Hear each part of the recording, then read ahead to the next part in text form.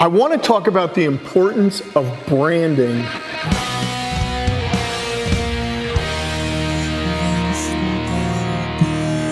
I swear these lights make my hair look thin and I look bald. I love my hair, I better not be going bald. This is something that a lot of people don't think about. I really got to compliment my friend Miles because he did a great job when he came up with the name for the Rodless Reel. And do you know the reason why? Because he was able to register rodlessreel.com. And if you notice, all of my products are using a URL for their brand name. And this is important for you to do too. Remember, we're talking about using the internet to sell your product. So if you can come up with a brand name that matches a URL, you've hit a home run, and it's not going to be easy.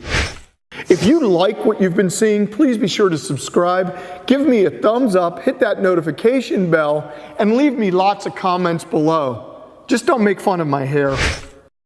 What you need to do is to go to GoDaddy or Network Solutions and start looking for URLs that are available. They only cost about, $15 to $30 to register for the year. So get on those websites and start looking for an available URL that matches your brand name, or change your brand name to match the URL. Because this is going to be an important part of your product design. I was talking about this dive light for movie production in the last video. This is called the DiveBrite, DriveBrite.com. I don't even think I use the URL anymore because this is one of those elephants that I was chasing, but that's another story.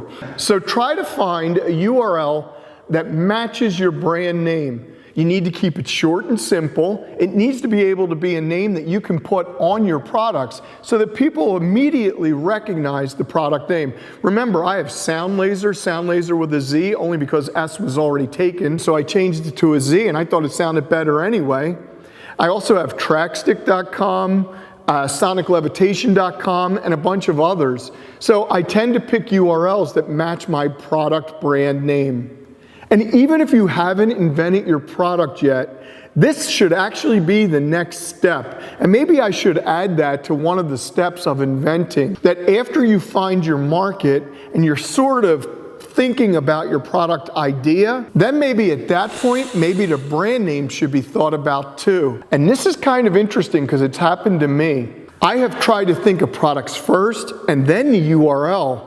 But then when I couldn't find a URL and I had to change the brand name, the product itself started to change in the way it was being designed. So these two things sort of happen together, your brand name and your product design, because believe it or not, they go hand in hand.